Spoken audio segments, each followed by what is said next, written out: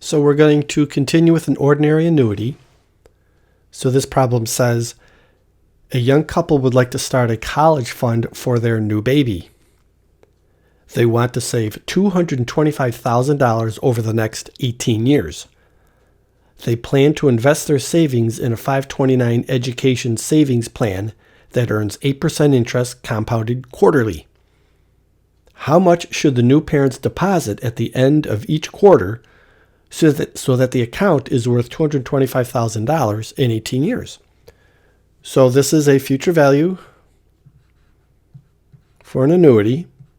That's D. Don't forget D you think of as the deposit or the deduction, times E, which is the effective rate.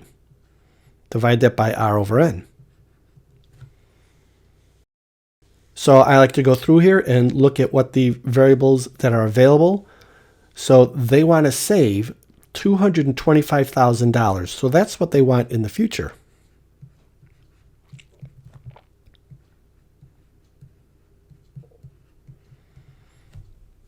And that's going to be for the next 18 years. They want that in the next 18 years. So our time is 18 years.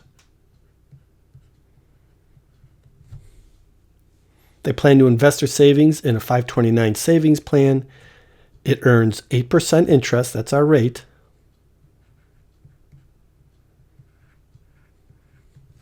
And that's compounded quarterly.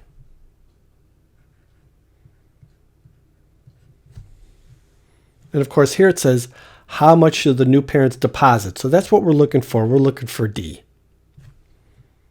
So the first thing we're going to do is we're going to determine what E is. And of course, E again is that rate that we get from our future value for compound interest. That's 1 plus R over N times N times T. Don't forget, since this is a rate, this is a per 100, so we have to subtract out a 1. Most of the calculations that we need for this formula here are built into the effective rate here. So we're going to find that first. So then E is 1 plus the rate, that's 0.08, over 4, the number of compounds or pay periods. Then that's 4 times 18, and then minus 1. Now we need this R over N right here for the annuity formula. So we're just going to simply find out what this is right here. 0.08 divided by 4. And of course, it comes out to be 0.02. So this is 1.02. 4 times 18, that's 72, right? Minus 1.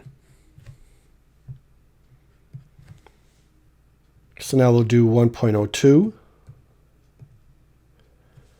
Raise that to the 72 power. And then, of course, just minus 1. So E is approximately 3.1611. Always going by 8 decimals. We're always going to stick with that rule of thumb.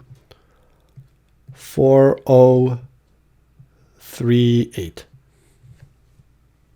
Now that we have that, we can go ahead and we can start determining our deposits here. Our future value, $225,000.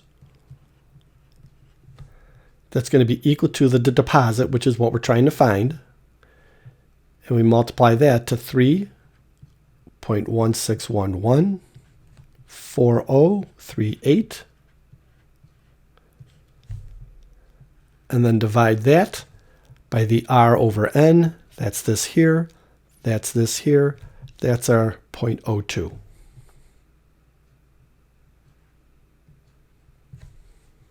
Using simple algebra, we can multiply both sides by 0.02. Multiply this by 0.02.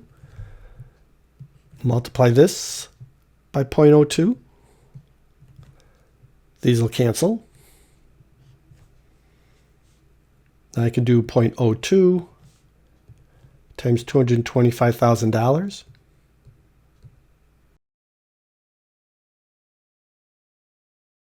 So this is $4,500. That's equal to D times 3.1611, 4038. So all we're doing is we're solving for D. Continuing with the algebra, we'll divide both sides by 3.1611, 4038. Same on this side.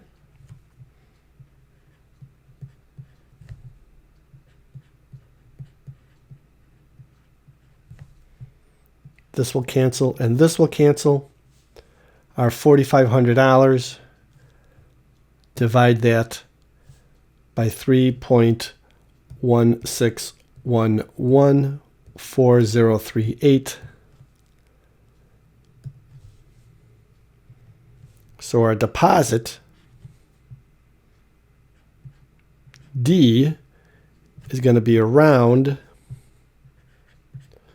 $1,423, and rounding to the nearest penny, 54 cents. So this couple will have to deposit $1,423.54 every quarter for the next 18 years to have $225,000 in the education account for their child.